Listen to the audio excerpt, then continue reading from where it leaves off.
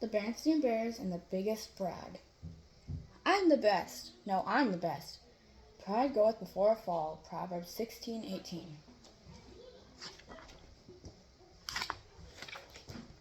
Brother and sister bear were good, talented young cubs. They were good at all sorts of things, and they worked hard at the things they were good at. They studied hard at school. They practiced hard at sports. They put a lot of time and effort into art and music. They even put a lot of brain power into playing games. Brother and sister were proud of their talents. They were proud of all their hard work and effort. As a matter of fact, brother and sister were so proud of their talents that they sometimes bragged about them.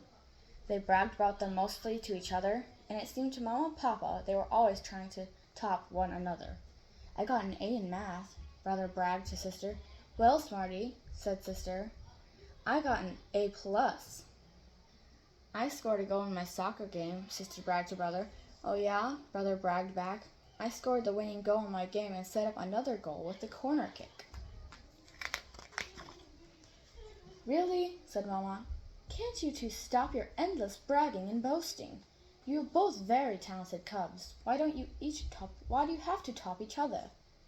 Besides, said Papa, it's not a loving thing for brother and sister to do. You know what the Bible says about love.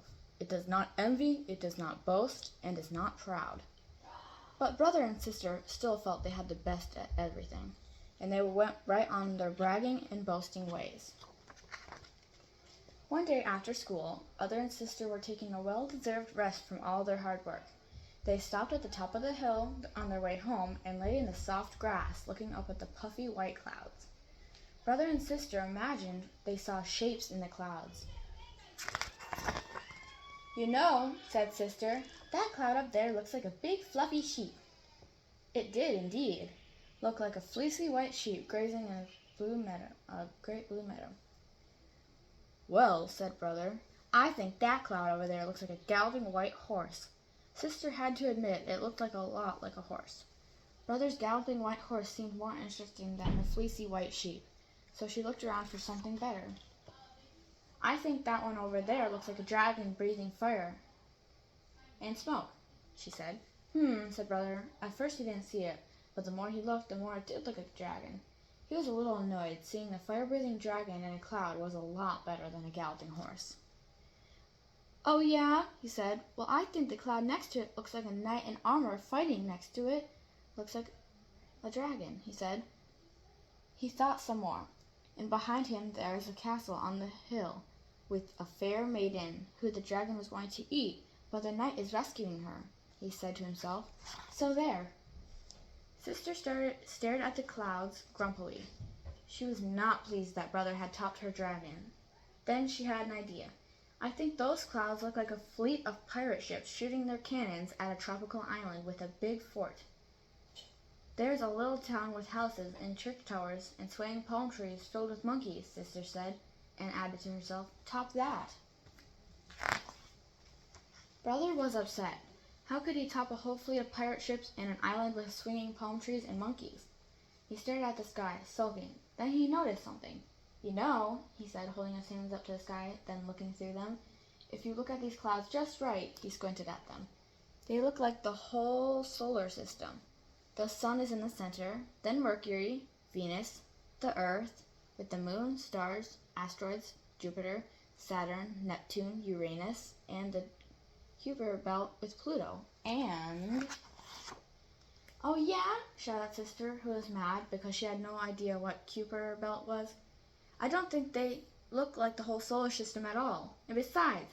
Whoa, said a voice. Hold your horses up there. What's all the fussing and fretting about? It was Grizzly Glamps, strolling by. He was out for a walk on this lovely afternoon, looking up at the puffy white clouds, just like brother and sister. Sister and brother angrily explained about their topping contest. And brother's cheating, complained sister. He doesn't really see any belt up there. He's just showing off. Well, let me see, said Grizzly Gramps. I'll bet I can see things up in those clouds too. He gazed up at the clouds, rubbing his chin. You know, he said, I think I see two faces in the clouds. Where? Said the cubs. Right there, said Gramps. They look like the faces of two of the biggest, braggest fools I ever saw. Who? Asked the cubs eagerly. You two, said Gramps. None other than Sister and Brother Bear. But Gramps, protested brother and sister. Don't but Gramps me, said Gramps. Admit it. Don't you two feel foolish? All this bragging and boasting about something is as silly as who can see what's in the clouds. Is that really something to be proud of?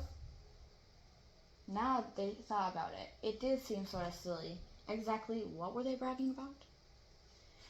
Remember what the Bible says, Gramps told them. Where there's strife, there is pride. We'll remember, Gramps, said the cubs. Now you two come over to my house, said Gramps. Gran will give you milk and cookies, and we'll have a nice game of checkers. Okay, Gramps, said the cubs. I'll bet I'll win at checkers, said brother. No, I'm going to win, said sister. Cubs, said Gramps. Oops, sorry, said the cubs, remembering not to brag. They walked down the hill to Gramps and Gran's house with the beautiful white clouds floating overhead.